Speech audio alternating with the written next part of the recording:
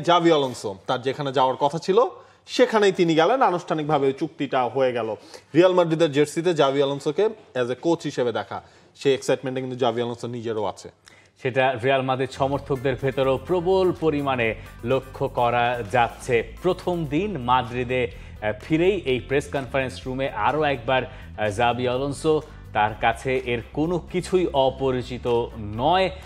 নতুন এক যাত্রা তার জন্য, নতুন এক অধ্যায়, একটা অধ্যায় তিনি শেষ করে এসেছেন জার্মানিতে, এবার তার পুরনো ক্লাব রিয়াল মাদ্রিদে। কেমন যাবে জাভি আলোনসোর রিয়াল মাদ্রিদের সময়টা? একটু চাপে কি থাকবেন? এই ব্যাপারটা যদি এইভাবে জিজ্ঞাসা করতে পারি যে যেহেতু কার্লো আনচেলত্তির শেষ মৌসুমে রিয়াল মাদ্রিদ কোনো ট্রফি জেতে নাই, আরেকটা সিজন কি রিয়াল মাদ্রিদ পার করতে পারবে কোনো ট্রফি না জিতে?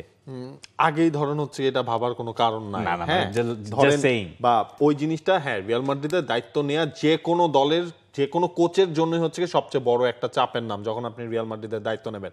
এবং মানে জাভিকে তো বলাই হচ্ছে তিনি একজন মাদ্রিদিস্তা। টানা সপ্তমবারের মতো বেস্ট টিস্যু পেপার ব্র্যান্ড হিসেবে স্বীকৃতি পেয়েছে বসুন্ধরা টিস্যু।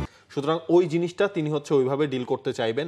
জাভিরও তো আপনার লাস্ট সিজনটা খারাপ গেছে, ওই লেভারকুজেন, জাভি এবং হচ্ছে রিয়াল মাদ্রিদ, এই দুটারই যখন খারাপ টাইমটা আপনার পার হয়েছে, আমরা নতুন সিজনে নতুনভাবে শুরু করতে চাই না। এবং জাভির নতুন করে ধরেন হচ্ছে শুরু করার জন্য তার অস্ত্রগুলো ধীরে ধীরে ধীরে ধীরে যোগ দিচ্ছে।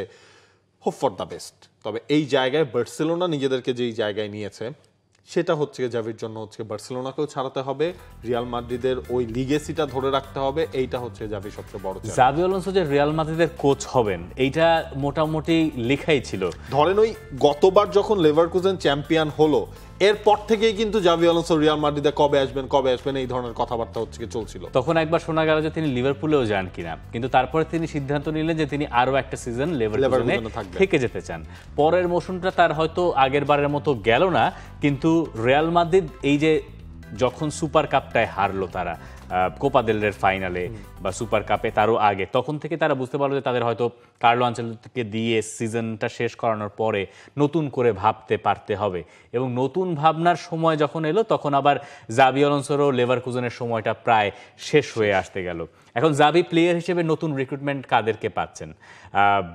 একজন যদি আমরা এখনো ধরে নিই যে এখনো আসেন নাই যিনি, ট্রেন্ট আলেকজান্ডার আর্নল্ড, হাউজেনের কথা আমরা শুরু থেকেই বলছি যে তিনি যদি ডিফেন্সে থাকেন, এই ছাড়া আর কি কি অপশনস আসলে জাভি আলোনসোর আছে? মিডফিল্ডে যার কথা বলা হচ্ছে স্ট্রাসবুর্গের, তিনি যদি আসেন সেই জায়গাটার মধ্যে হচ্ছে আপনার একটা বড় সাইনিং হতে পারে। তবে ওই ঘুরে ফিরে রিয়াল মাদ্রিদের নতুন ফুলব্যাক আসলে কারা হচ্ছে না, একটা পাস না হয় আপনি ট্রেন্ট আলেকজান্ডার আর্নল্ড দিয়ে আরেকটা পাস করবেন, আরেকটা পাশে জাভি কাকে নেন, সেই পটেনশিয়াল লিস্টে আসলে কার কার নাম আছে সেটা রিয়াল মাদ্রিদের বোর্ড কতটুকু করে। আবার হচ্ছে আপনার মিডফিল্ডে এমনও শোনা হচ্ছে যে এনজো ফার্নান্দেজের নামও আসলে আলটিমেটলি আমরা শুনছি, জানি না কতটুকু কি হবে।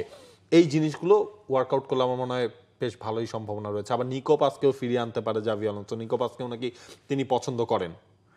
অনেক কিছু আসলে শোনা যাচ্ছে, বাজারে অনেক রকম শোরগোল। দায়িত্ব তো মাত্র নিলেন, ধরেন এখন রেগুলার রুমের মধ্যে বসা শুরু করবেন, এরপর প্ল্যান যা যা আছে এগুলো এখন দাও আমাকে। খুব বেশি সময় নাই, সামনে ক্লাব বিশ্বকাপ আছে এবং খুব দ্রুতই কাজে লেগে পড়তে হবে রিয়াল মাদ্রিদকে। রিয়াল মাদ্রিদের কোচ হিসেবে জাভি আলোনসো ট্যাকটিক্যালি আসলে কি ধরনের পরিকল্পনা করতে পারেন সেটা নিয়ে আরও বিস্তর জানতে আপনি টি স্পোর্টস ফুটবল প্ল্যাটফর্মের সঙ্গে যুক্ত থাকতে পারেন। সেখানে পরশুদিন একটা কন্টেন্ট আপলোড হয়েছে, সেখানেও আপনি ব্যাপারগুলো জানতে পারেন, নিজের মতামত জানাতে পারেন। For more updates, subscribe to our YouTube channel and click on the bell icon. Follow us on Facebook and Instagram. Download T Sports app to enjoy exciting games and highlights. Visit tsports.com.